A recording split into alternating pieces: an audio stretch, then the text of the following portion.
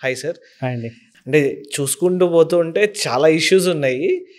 Because lack of awareness అనే ఒక main reason చెప్పుకోవచ్చు. సో, ఇట్లా అవేర్‌నెస్ ఇస్తూ ఉంటే పీపుల్‌కి అర్థమవుతూ ఉంటుంది. They will get knowledge about it. కొందరికి ఏంటంటే ఈ చిన్నపిల్లలు రికరెంట్ యూరిన్ ట్రాక్ట్ ఇన్ఫెక్షన్స్ వస్తుంటాయి.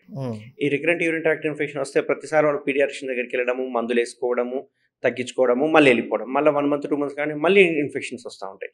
బట్ అట్లాంటి వాళ్ళకి ఇంపార్టెంట్ ఏంటంటే మీరు ఫస్ట్ పెనిస్ చూసుకోండి. పిల్లవాడి పెనిస్ చూడండి. చూస్తే మీకు అర్థమవుతుంది. పెనిస్ టైట్ అయిపోయి ఒక చిన్న పిన్ పాయింట్ అంతా మిగిలిపోతుంది. యూరిన్ పోసినప్పుడు అక్కడ బెలూన్ లాగా ఉబ్బుతుంటుంది. బెలూన్ లాగా ఉబ్బి చుక్క చుక్క మూత్రం బయటకు వస్తూ ఉంటుంది.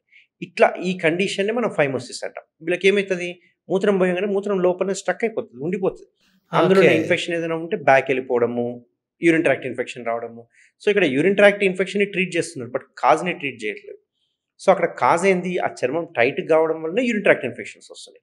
ఇట్లాంటి వాళ్ళకి మనం సింపుల్‌గా సర్కంసిషన్ చేసామనుకోండి, మళ్ళీ జన్మలో యూరిన్ ట్రాక్ట్ ఇన్ఫెక్షన్ దానివల్ల రాదు. సో, ప్రతిదానికి మన దగ్గర అయితే క్యూర్ ఉంది. సో, కేసర్ దగ్గర.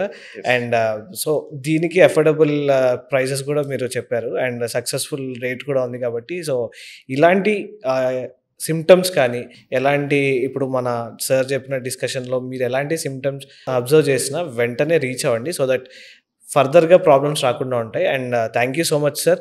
అంటే లైక్ ఒక అవేర్‌నెస్‌తో పాటు చాలా ఇన్ఫర్మేషన్ అనేది ఇచ్చారు. అంటే ఇప్పటివరకు నాకు కూడా తెలియదు చాలా వరకు.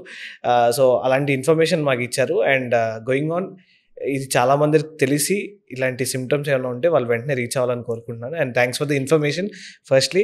సో, ఇన్ఫర్మేషన్ అనేది పాస్ అవుతాయి కానీ జనాలకి అవేర్‌నెస్ రాదు. సో, ఇన్ఫర్మేషన్ అనేది చాలా important. Thanks for this information. Thank you so much. And ఇలానే మరి ఇంకో మంచి ఇంటర్వ్యూతో మేము ముందుకు వచ్చేస్తాను. And keep watching.